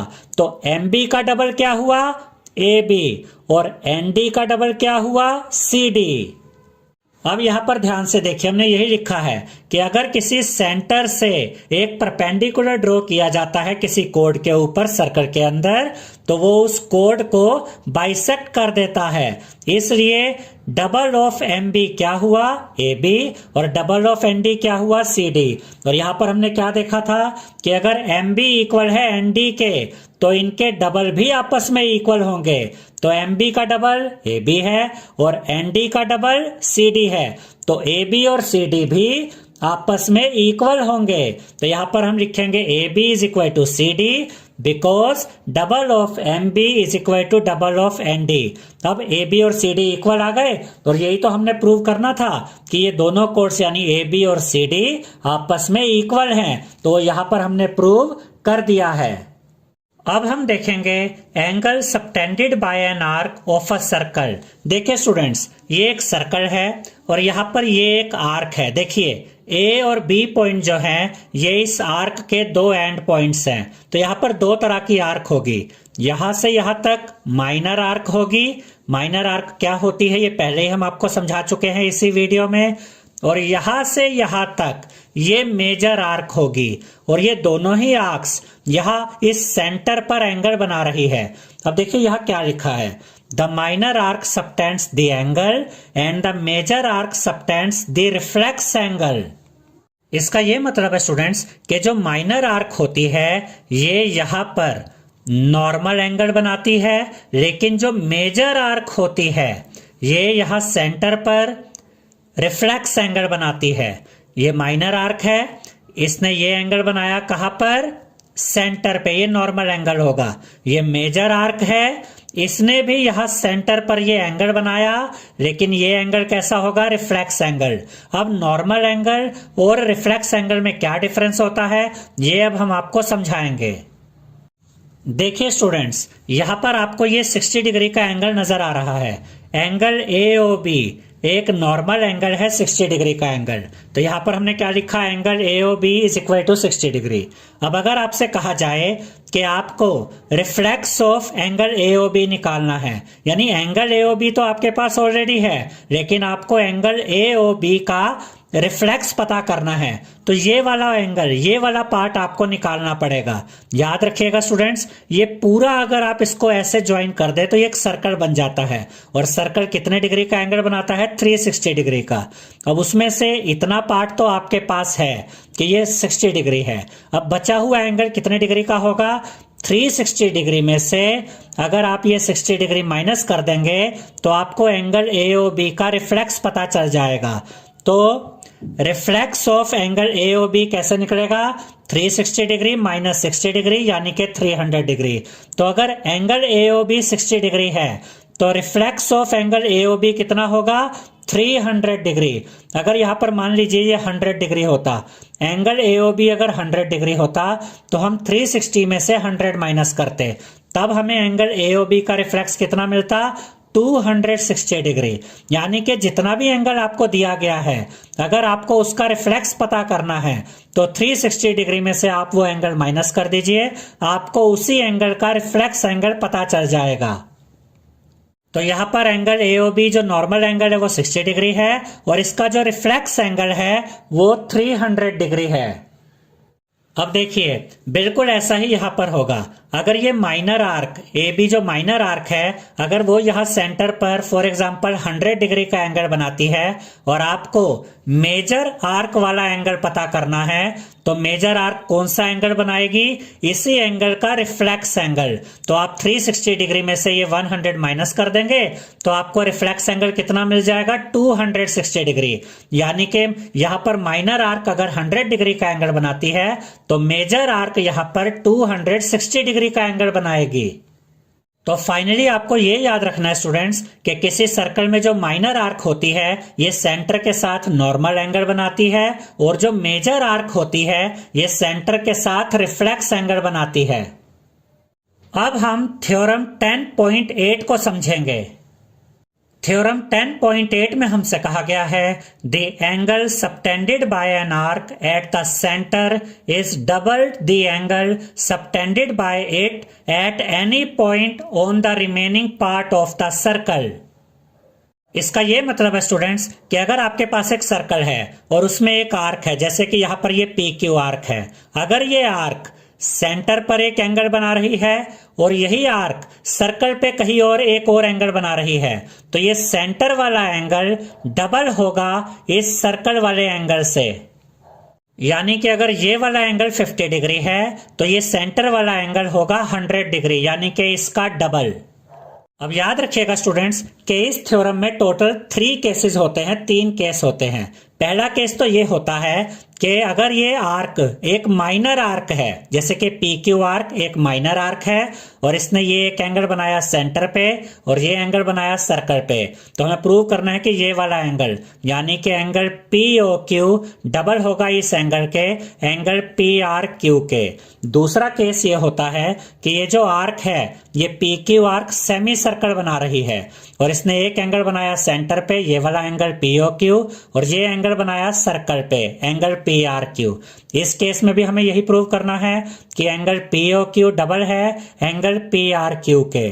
और उसके बाद थर्ड केस में ये जो आर्क है PQ ये मेजर आर्क होती है और इसने ये एंगल बनाया सेंटर पे और देखिए ये एंगल बनाया सर्कल पे। इसमें भी हमें यही प्रूव करना है कि ये वाला जो एंगल है यानी कि ये जो एंगल इस मेजर आर्क ने यहाँ पर सेंटर पे बनाया है, इसको भी हमें डबल प्रूव करना है इस एंगल के यानी कि एंगल PRQ के। तो भले यहाँ पर 3 केसेस हैं लेकिन इनका सॉल्यूशन एक ही है। आपको एक ही बार इसको प्रूव करके दिखाना है कि एंगल POQ डबल है एंगल PRQ के। ये आप एक ही बार प्रूव करेंगे लेकिन इसमें फिगर आपको 3 बार शो करनी है। एक बार कौन सी? जब PQ आर्क माइनर आर्क है, दूसरी कौन सी? जब PQ आर्क सेमी सर्कल बना रही है, और तीसरी कौन सी? जब PQ आर्क एक मेजर आर्क है। तो यहां गिवन में हम लिखेंगे an arc PQ of a circle subtending angle POQ eight the centre O and angle PRQ at a point R on the remaining part of the circle. कि अगर आपके पास एक सर्कल है तो ये हमें दिया गया है कि उसमें जो PQ आर्क है वो सेंटर पर जो एंगल बना रही है वो एंगल POQ है और जो यहां पर जो एंगल बना रही है वो एंगल जो सर्कल पे जो एंगल बना है वो एंगल PRQ है। यानी कि एक एंगल यहां सेंटर पे बना, एक एंगल यहां पर सर्कल पे बना, और ये तीनों केसेस में ऐसा हुआ। देखिए एंगल POQ एंगल PRQ, यहां पर सेंटर पे क्या बना? एंगल POQ, यहां एंगल सर्कल पे क्या बना? PRQ। क्यू। यहाँ पे सेंटर पे कौन सा एंगल बना, POQ, और यहाँ कौन सा एंगल बना, PRQ। ये हमें यहाँ पर थ्योरम में गिवन है। उसके बाद हम लिखेंगे to prove angle POQ is equal to double of angle PRQ। और हमें ये प्रूव करना है कि चाहे इन तीनों केसेस में से हम कोई भी केस ले लें, उसमें जो सेंटर वाला एंगल है एंगल POQ, ये डबल होगा एंगल PRQ के। ये हमें यहाँ पर प्रूव करना है। उसके बाद हम लिखेंगे construction join RO and extend it to a point M, यानी हम R और O को ज्वाइन कर देंगे और इसको आगे तक बढ़ा देंगे M पॉइंट तक। पहले केस में भी हम यही करेंगे। दूसरे केस में देखिए R को O से मिलाया और आगे M तक बढ़ा दिया। फिर थर्ड केस में भी यही करेंगे, R को O से ज्वाइन किया और इसको आगे M तक बढ़ा दिया। अब हमें यह प्रूव करना है कि ये एंगल POQ डबल है एंगल PRQ के। तो यहाँ प्रूफ में हम लिखेंगे इन ट्रायंगल POR। देखिए स्टूडेंट्स, हमने कौन सा ट्रायंगल लिया, ट्रायंगल POR। चाहे आप ये वाले केस की फिगर ले सकते हैं, चाहे तो यहां से भी आप चेक कर सकते हैं। ये ट्रायंगल POR लिया। देखिए in triangle POR angle POM is equal to angle OPR plus angle ORP। इसका रीजन हम लिखेंगे बाय एक्सटीरियर एंगल प्रॉपर्टी। इसका क्या मतलब है, एंगल POM इक्वल है angle OPR plus angle ORP के। देखिए ये एक ट्रायंगल है POR। इसमें अगर आप इस एंगल को देखें तो ये एक्सटीरियर एंगल है। एंगल POM इस ट्रायंगल के बाहर की तरफ बन रहा है और ट्रायंगल का जो ये एक्सटीरियर एंगल होता है स्टूडेंट्स, ये इक्वल होता है ट्रायंगल के अंदर के इन दो अपोजिट इंटीरियर एंगल के सम के बराबर होता है। यानी कि ये एंगल POM इक्वल होगा इस एंगल के एंगल OPR प्लस इस एंगल के ORP।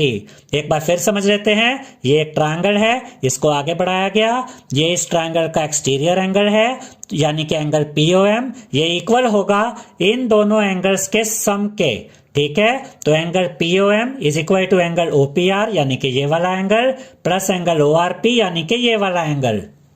उसके बाद हम लिखेंगे angle POM is equal to angle ORP plus angle ORP। यानी कि यहां पर हमने क्या किया, एंगल OPR की जगह हमने एंगल ORP लिख दिया। यानी कि एंगल OPR और एंगल ORP आपस में इक्वल होंगे, तभी तो हमने OPR की जगह ORP लिखा।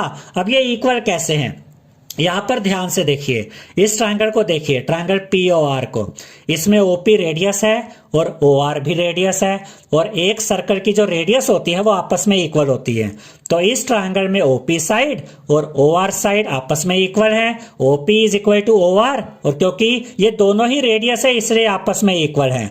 याद रखिएगा स्टूडेंट्स कि किसी ट्रायंगल में अगर दो साइड्स इक्वल होती हैं तो उनके अपोजिट एंगल्स भी इक्वल होते हैं। तो अगर ये दोनों साइड्स इक्वल हैं तो ये एंगल और ये एंगल भी आपस में इक्वल होंगे।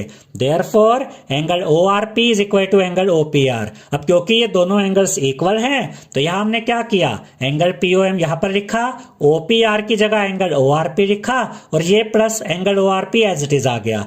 अब जैसे x प्लस x 2x होता है वैसे ही angle ORP plus angle ORP 2 angle ORP होगा। तो यहां पर हमें क्या मिल गया, angle POM is equal to double of angle ORP, और ये हमारी फर्स्ट इक्वेशन होगी। जो हमने यहाँ फर्स्ट इक्वेशन बनाई इसको यहां से समझते हैं। हमें ये मिला कि एंगल POM यानी कि ये वाला एंगल, ये देखिए ये वाला एंगल, हम यहां पर ये सेकंड फिगर यूज कर रहे हैं, आप चाहे तो यहां पर भी चेक कर सकते हैं। एंगल POM यानी कि ये इतना, ये वाला एंगल, ये जो एंगल POM है ये हमने क्या प्रूव किया, ये डबल है। किसके डबल है, एंगल ORP के। ये एंगल POM डबल है ORP इस एंगल के, ये एंगल डबल है इस एंगल के। अब यहां पर हम ये फिगर अलग से बना के रख रहे हैं ताकि आपके लिए इसको देखना और समझना इजी हो जाए। तो अभी तक हमने फर्स्ट इक्वेशन में क्या प्रूव किया कि एंगल POM यानी कि ये वाला एंगल डबल है एंगल ORP यानी कि इस एंगल के।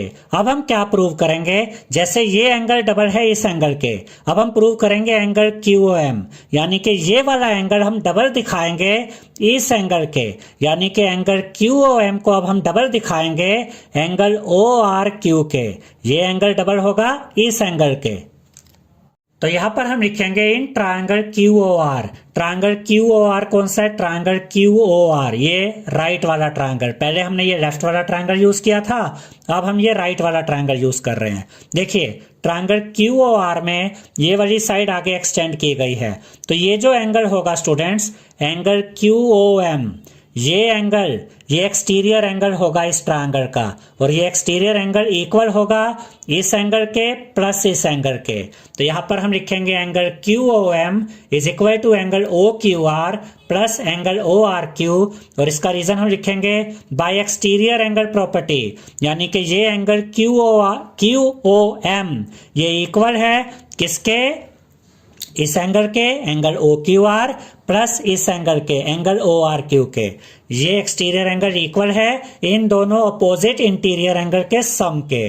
अब ध्यान से देखिएगा कि इसमें ये रेडियस है ओ क्यू और ये भी रेडियस है ओ आर, यानी कि इस ट्रायंगल में ये दोनों साइड्स इक्वल होंगी क्योंकि सर्कल की रेडियस आपस में इक्वल होती हैं। तो इस ट्रायंगल में अगर ये दो साइड्स इक्वल हैं तो इनके अपोजिट एंगल्स भी इक्वल होंगे। तो एंगल ओ क्यू आर और एंगल ओ आर क्यू आपस में इक्वल होंगे। यही चीज हमने फर्स्ट केस में भी करी थी जब हमने ये वाला ट्रायंगल यूज किया था।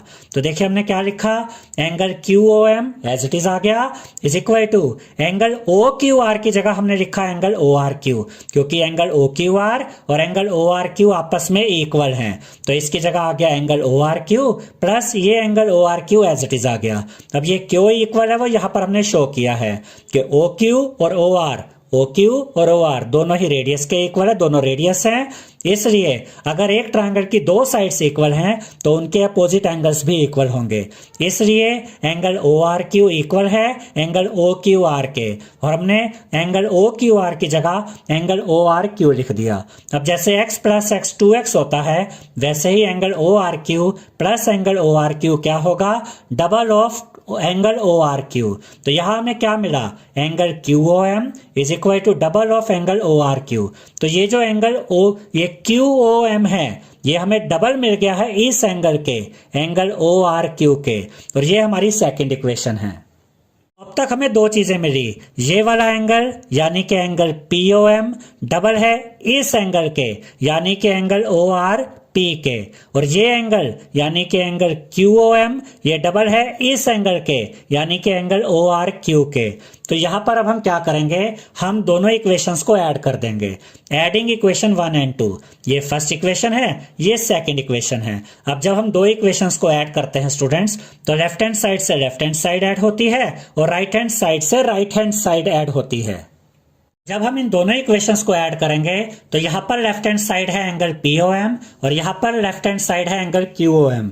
तो ये दोनों आपस में ऐड हो जाएंगे, angle POM plus angle QOM is equal to ये वाली right hand side double of angle ORP, ये यहां पर लिखेंगे, plus double of angle ORQ ये यहां पर, यानी कि राइट हैंड साइड के साथ राइट हैंड साइड यहां पर ऐड हो गई। ठीक है, अब देखिए जब आप एंगल POM को ऐड करेंगे एंगल QOM के साथ तो आपको मिलेगा एंगल POQ। देखिए ये है एंगल POM इतना एंगल, इसमें आपने ये ऐड कर दिया एंगल QOM। जब ये दोनों एंगल्स ऐड हो गए तो ये पूरा एंगल बन गया, कंप्लीट एंगल बन गया जिसका नाम है एंगल POQ। यानी कि जब ये दोनों एंगल ऐड हुए तो हमें मिला एंगल POQ। यही तो यहाँ पर हमने लिखा है, इन दोनों को ऐड किया तो हमें मिला angle POQ is equal to, ये तो 2 है, ये 2 इन दोनों में है, दोनों एंगल्स में, तो 2 कॉमन आ जाएगा। ब्रैकेट ओपन करेंगे, यहां से 2 तो बाहर आ गया तो बचा क्या, एंगल ORP प्लस का साइन, 2 तो कॉमन आ चुका है, यहां से क्या बचा, एंगल ORQ। अब ये एंगल POQ यहां पर लिखा इज इक्वल टू 2 अपनी जगह पे रहेगा।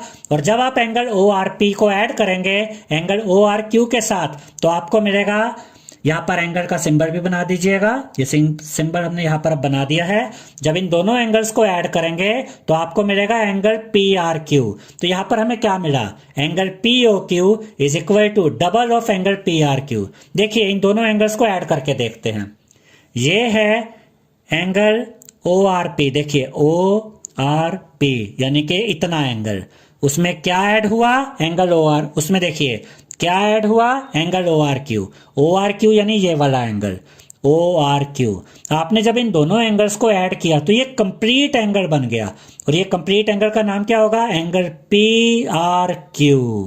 ठीक है, तो यहां पर हमें जो मिला है ध्यान से देखिए, angle POQ is equal to double of angle PRQ, यानी ये जो सेंटर पे एंगल बनाया है इस आर्क ने वो डबल है इस एंगल के जो कि यह सर्कल पे बना है। एंगल POQ सेंटर वाला एंगल डबल है एंगल PRQ के सर्कल वाले एंगल के। और यही तो हमने प्रूव करना था कि एक आर्क जब सेंटर पर एक एंगल बनाती है और सर्कल पे भी एक एंगल बनाती है तो सेंटर वाला जो एंगल होता है वो डबल होता है सर्कल वाले एंगल के, और वो यहां पर हमने प्रूव करके दिखा दिया है। अब अगली थ्योरम करने से पहले ये इंपॉर्टेंट पॉइंट आप समझ लीजिए, याद रखिएगा स्टूडेंट्स कि किसी सर्कल में सेमी सर्कल के अंदर जो एंगल बनता है, देखिए यहाँ पर ये आर्क देख रहे हैं PQ, ये सेमी सर्कल बना रही है, और ये जो एंगल है एंगल PRQ, ये एंगल कहाँ बन रहा है? सेमी सर्कल के अंदर। तो सेमी सर्कल के अंदर जो एंगल बनता है वो राइट एंगल होता है, यानी कि 90 डिग्री का एंगल होता है। देखिए ये आर्क PQ है, इनको मिला दिया तो ये कोड बन गई, ये और कुछ नहीं है डायमीटर है। डायमीटर क्या करता है? सेमी सर्कल में डिवाइड कर देता है सर्कल को। ठीक है, अब ये जो एंगल बना ये सेमी सर्कल के अंदर बना, तो ये एंगल PRQ 90 डिग्री का एंगल होगा। अब हम थ्योरम 10.9 को समझेंगे। थ्योरम 10.9 में हमसे कहा गया है angles in the same segment of a circle are equal, यानी कि हमें यह प्रूव करना है कि एक सर्कल में सेम सेगमेंट में जो एंगल्स बनते हैं वो एंगल्स आपस में इक्वल होते हैं। अब देखिए यहाँ पर टोटल आपको 3 एंगल्स नजर आ रहे होंगे। इस आर्क ने एक एंगल तो बनाया ये सेंटर पे, एंगल POQ, और ये दोनों एंगल्स कहाँ बने हैं? सर्कल के ऊपर, और ये दोनों एंगल्स सेम सेगमेंट में है, एक ही सेगमेंट में है। तो हमें ये प्रूव करना है कि ये दोनों एंगल्स आपस में इक्वल होंगे। तो गिवन में हम लिखेंगे angle PRQ and angle PSQ in the same segment of the circle, यानी कि एंगल PRQ ये वाला एंगल और एंगल PSQ ये वाला एंगल, ये दोनों ही एंगल्स सेम सेगमेंट में है, सर्कल के सेम सेगमेंट में है। ये हमें क्वेश्चन में थ्योरम में दिया गया है। To prove angle PRQ is equal to angle PSQ, हमें प्रूव करना है कि एंगल PRQ ये एंगल और एंगल PSQ ये एंगल आपस में इक्वल है। उसके बाद हम लिखेंगे construction join OP and OQ, यानी हम O को P से ज्वाइन करेंगे और O को Q से भी ज्वाइन करेंगे। अब जैसा हमने आपको थ्योरम 10.8 में समझाया था कि अगर एक सर्कल में एक आर्क है और ये आर्क सेंटर पे भी एंगल बना रही है और सर्कल पे भी एंगल बना रही है, तो ये सेंटर वाला एंगल सर्कल वाले एंगल का डबल होता है। तो इसी चीज को यहां पर अब हम यूज करेंगे। We know that the angle subtended by an arc at the centre is double the angle subtended by the arc at any point on the remaining part of the circle, यानी किसी circle में जब कोई arc होती है और वो arc centre पे भी एंगल बनाती है और सर्कल पे भी एंगल बनाती है, तो सेंटर वाला एंगल सर्कल वाले एंगल का डबल होता है। यही यहां पर हमने लिखा है।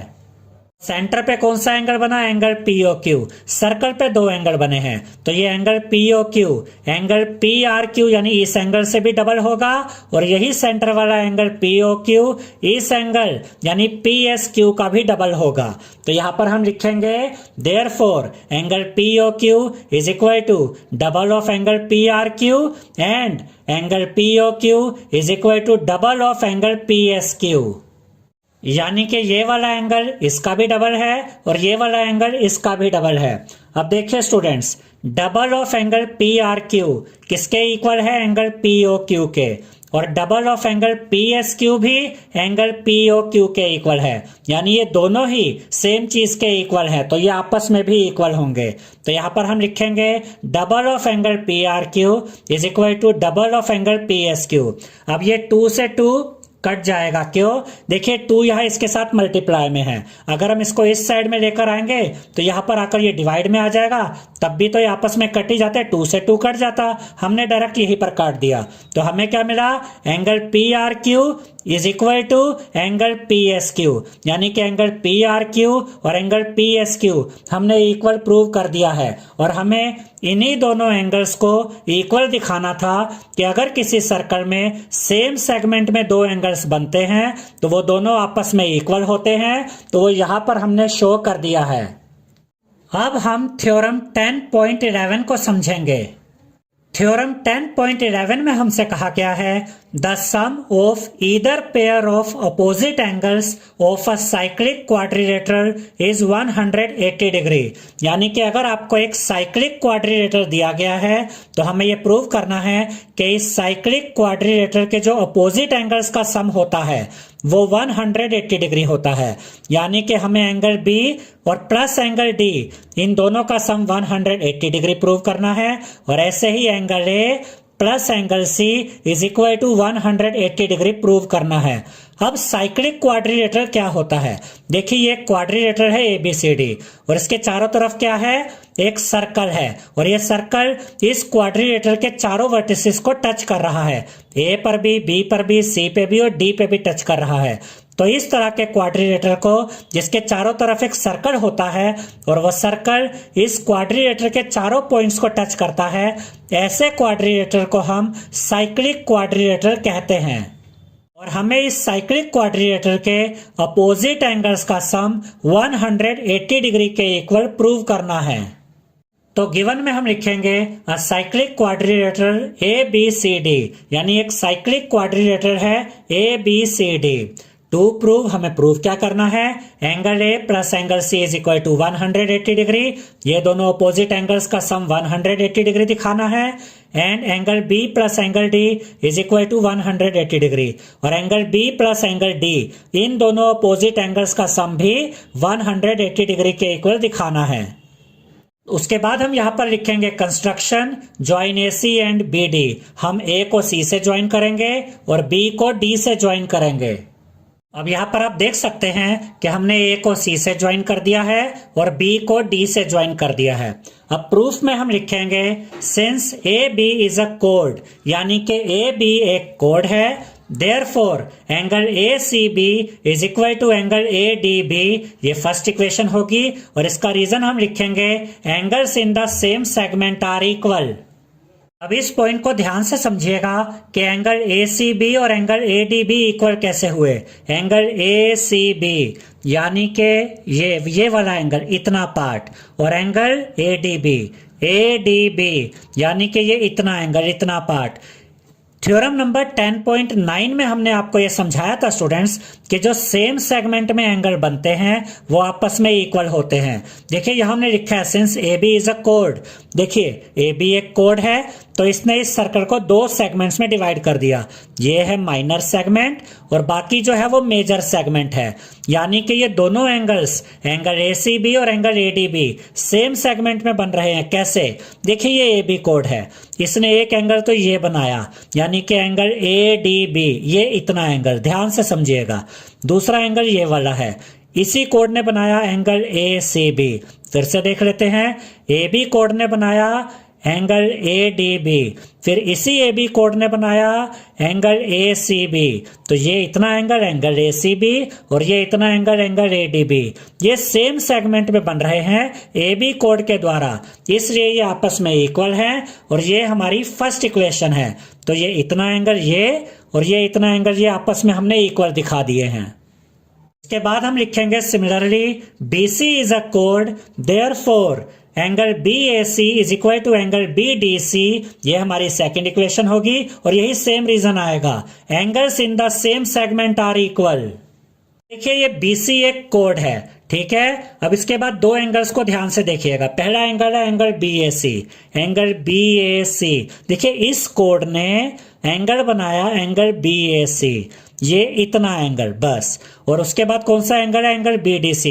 अब इसी कोड ने बनाया एंगल BDC, ये इतना एंगल। तो ये एंगल और ये एंगल ये आपस में इक्वल होंगे क्योंकि ये सेम कोड के द्वारा सेम सेगमेंट में बनाए गए हैं। क्योंकि इस कोड में देखिए, इस कोड ने क्या किया, इस सर्कल को दो सेगमेंट्स में डिवाइड कर दिया। एक तो ये है माइनर सेगमेंट और ये बचा हुआ ये मेजर सेगमेंट।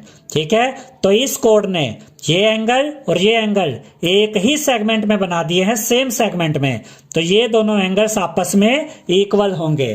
तो एंगल ACB इक्वल आ गया एंगल ADB के, फर्स्ट इक्वेशन, और एंगल BAC इक्वल आ गया एंगल BDC के, ये सेकंड इक्वेशन है। और अभी हम क्या प्रूव करने जा रहे हैं? अभी हम प्रूव करेंगे कि angle B plus angle D इन दोनों का सम 180 डिग्री के इक्वल है। तो हम क्या करेंगे? हम दोनों इक्वेशंस को ऐड कर देंगे। तो यहां हम लिखेंगे एडिंग इक्वेशन 1 एंड 2। तो जब हम इन दोनों इक्वेशंस को ऐड करेंगे तो लेफ्ट हैंड साइड से लेफ्ट हैंड साइड ऐड होगी और राइट हैंड साइड से राइट हैंड साइड ऐड होगी। तो यहाँ एंगल ACB है लेफ्ट हैंड साइड में और यहाँ लेफ्ट हैंड साइड में एंगल BAC है, ये आपस में ऐड हो जाएंगे। तो यहाँ हम लिखेंगे एंगल ACB ये वाली left hand side plus angle BAC ये वाली left hand side is equal to, अब ये दोनों राइट हैंड साइड भी आपस में ऐड हो जाएंगी, एंगल ADB ये वाली right hand side plus angle BDC ये वाली राइट हैंड साइड। अब ये दोनों आपस में ऐड हो गए हैं, लेफ्ट साइड से लेफ्ट साइड, राइट साइड से राइट साइड। अब ये angle ACB plus angle BAC यहाँ पर एज इट इज आ जाएगा। लेकिन इसे ध्यान से देखिए, जब आप एंगल ADB को ऐड करेंगे एंगल BDC के साथ तो आपको मिलेगा एंगल ADC। देखिए एंगल ADB कौन सा एंगल है? एंगल ADB, ये इतना एंगल, ठीक है। उसके साथ क्या ऐड हो रहा है? एंगल BDC, यानी इसके साथ हम ऐड करेंगे एंगल BDC। इस एंगल के साथ ये एंगल हमने ऐड कर दिया तो ये कंप्लीट एंगल बन गया। और ये कंप्लीट एंगल क्या बना? Angle ADC। देखिए ये पूरा एंगल बन गया, यहां से यहां तक ये कंप्लीट एंगल। तो जब हमने इन दोनों को ऐड किया तो हमें यहां मिल गया एंगल ADC। और ध्यान से देखिए स्टूडेंट्स, एंगल ADC और कुछ नहीं एंगल D ही है। यहां पर हमें ये इक्वेशन मिल गई, angle ACB plus angle BAC is equal to angle ADC। अब हम यहां पर दोनों साइड्स में एंगल ABC ऐड कर देंगे। अब आप कहेंगे कि एंगल ABC क्यों ऐड किया, वो भी अभी हम आपको समझाएंगे। तो पहले हम दोनों साइड्स में ऐड कर देंगे एंगल ABC। यहां हम लिखेंगे angle ABC plus angle ACB plus angle BAC, यानी हमने लेफ्ट हैंड साइड में एंगल ABC ऐड कर दिया, इज इक्वल टू का साइन यहां पर आएगा। और एंगल ADC के साथ भी हम एंगल ABC ऐड कर देंगे। तो देख सकते हैं आप, यहां पर भी एंगल ABC ऐड कर दिया, यहां पर भी एंगल ABC ऐड कर दिया। ये जो तीन एंगल्स आपको नजर आ रहे हैं ये एक ही ट्रायंगल के तीन एंगल्स हैं। और ट्रायंगल के तीन एंगल्स का सम कितना होता है? 180 डिग्री। तो इन तीनों का सम कितना आ जाएगा? 180 डिग्री इज इक्वल टू का साइन यहां पर आएगा, angle ABC plus angle ADC as it is आ जाएंगे। अब ये तीनों एंगल्स जरा चेक करते हैं कौन से ट्रायंगल में है। जरा इस ट्रायंगल ABC को देखिए, ट्रायंगल ABC, इसी में ये तीनों एंगल्स आ रहे हैं। पहला एंगल कौन सा था? Angle ABC। देखिए एंगल ABC ये पूरा एंगल, प्लस दूसरा एंगल कौन सा है? Angle ACB। देखिए एंगल ACB ये भी इसी ट्रायंगल के अंदर है। तीसरा कौन सा था? Angle BAC। चेक करते हैं, एंगल BAC ये वाला एंगल, ये भी तो इसी ट्रायंगल में है। तो इस ट्रायंगल के इन तीनों एंगल्स का सम कितना होगा? 180 डिग्री। तो हमने इन तीनों एंगल्स का सम कितना लिख दिया? 180 डिग्री। और angle ABC plus angle ADC यहाँ एज इट इज आ गया। अब देखिए स्टूडेंट्स, एंगल ABC और कुछ नहीं एंगल B है, और एंगल ADC और कुछ नहीं एंगल D है। देखिए एंगल ABC ये पूरा एंगल B बन रहा है, तो एंगल ABC को हम एंगल B कहेंगे, और एंगल ADC ये पूरा एंगल D बन रहा है, तो एंगल ADC को हम एंगल D कहेंगे। तो एंगल ABC की जगह हम लिखेंगे angle B plus angle ADC को हम कहेंगे एंगल D। तो angle B plus angle D दोनों का सम कितना आ गया? 180 डिग्री। और यही तो हमें प्रूव करना था। अब इसके बाद हम angle A plus angle C को भी 180 डिग्री के इक्वल दिखाएंगे, यानी इन दोनों का सम भी 180 डिग्री के इक्वल प्रूव करेंगे। अब ये फिगर यहाँ पर हमने दोबारा बना दी है ताकि आप इजीली इसको देख सके और समझ सके। अब हमें प्रूव करना है angle A plus angle C is equal to 180 degree. हम जानते हैं स्टूडेंट्स कि क्वाड्रिलेटरल के चारों एंगल्स का सम 360 डिग्री के इक्वल होता है, यानी angle A plus angle B plus angle C plus angle D चारों का सम होगा 360 डिग्री के इक्वल। तो यहाँ पर हम लिखेंगे angle A plus angle B plus angle C plus angle D is equal to 360 degree. अब हम एंगल A और C को एक साथ रख देंगे, B और D को एक साथ रख देंगे। तो हम लिखेंगे angle A plus angle C यहाँ आ जाएगा, प्लस ये एंगल बी यहाँ पर, प्लस ये angle D is equal to 360 degree. अब एंगल बी प्लस डी का सम कितना है, 180 डिग्री के इक्वल। तो angle B plus angle D की जगह हम क्या लिखेंगे, 180 डिग्री। तो यहाँ पर हमें मिल गया angle A plus angle C plus इन दोनों का sum 180 degree is equal to 360 degree. अब angle A plus angle C हम यहीं पर रखेंगे, इज इक्वल टू का साइन यहीं पे रहेगा, 360 डिग्री भी अपनी जगह पे आएगा, प्लस 180 डिग्री को जब हम इस साइड ले आएंगे तो यहां पर आकर ये माइनस 180 डिग्री हो जाएगा। और जब आप 360 डिग्री में से माइनस करेंगे 180 डिग्री को तो आपको मिलेगा 180 डिग्री। तो angle A plus angle C इन दोनों का सम भी हमें कितना मिल गया, 180 डिग्री। तो इस थ्योरम में हमें क्या प्रूव करना था कि अगर एक साइक्लिक क्वाड्रिलेटरल है तो उसके अपोजिट एंगल्स का सम 180 डिग्री के इक्वल होता है। तो यहां पर हमने शो किया angle B plus angle D is equal to 180 degree, इन दोनों का सम भी 180 डिग्री दिखा दिया। और यहां पर हमने ये भी शो कर दिया कि angle A plus angle C दोनों का सम 180 डिग्री है। तो यहां पर हम लिखेंगे hence angle A plus angle C is equal to 180 degree and angle B plus angle D is equal to 180 degree. I hope students आपको हमारा ये वीडियो पसंद आया होगा। अगर आपको हमारा ये वीडियो पसंद आया है तो इस वीडियो को लाइक करें, शेयर करें, हमारे चैनल को सब्सक्राइब करें और बेल आइकॉन बटन जरूर दबाएं जिससे हमारी हर नई वीडियो का नोटिफिकेशन आपको मिलता रहे। Thank you.